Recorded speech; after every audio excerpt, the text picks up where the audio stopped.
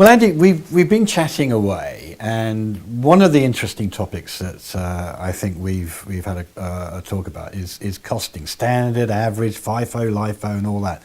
I think most people, go for standard costing, but it seems to be a bit of a nightmare. What's your take on it? Costing, if you want accurate costs, and I go back to something my manager used to say to me when I first started in manufacturing, is if you can't measure it, you can't manage it.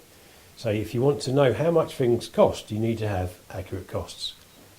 And standard cost is great if the cost never changes.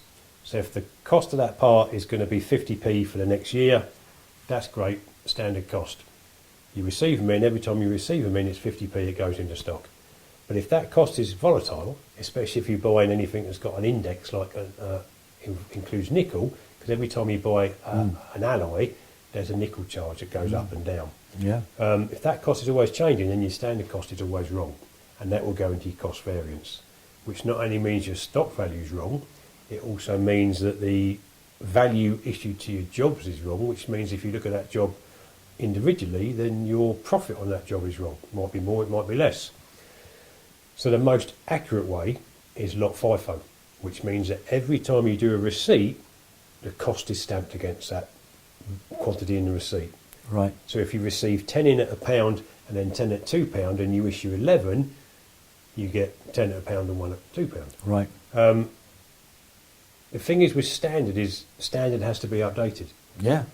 Every time the price changes, you have to update your standard. Well, this is really a point I've been making about, you've got to analyse the variances. And what happens is we see an awful lot of customers with just a great lump sum in the variance account. And they have no idea where it's come from, which customer, which products and everything.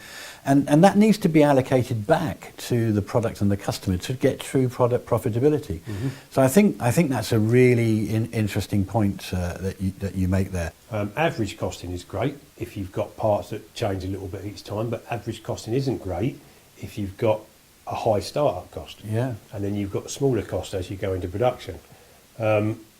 FIFO costing works really well, but it can be quite confusing when you see the different costs going onto the job. But I think you're right, is people just put on standard costing, receive goods in, put goods into stock at a cost, and then all of a sudden you've got all this money in the manufacturing variance, you've got all this money in the purchase variance, and you look at your sales and your cost of goods sold and think, we've made X. Yeah. And then someone, Mr. Finance comes along and says, you've got to take this off. Yeah. But now we don't know where we've made money and where we don't. And do you know what's really interesting? You then feed that into your business intelligence system. You sit there looking at your dashboard. Everyone's smiling away, saying my margin's this, but basically it's not. No. And this is the thing that what we've been doing with operational reporting within Fast Close is that building a P&L and balance sheet is just a small part of what's going on. If you don't know your data's accurate and you don't know all these variants have been analysed, then it's meaningless, these figures. You're just fooling yourself. Exactly, yes. You are just fooling yourself. I mean, not just purchasing, where, as we can see today, prices have been going up and up and up, but also in manufacturing, there's always going to be a yield, unless you're in a process industry. Things, unfortunately, do get scrapped. I worked for a while dealing with components that went out for forging.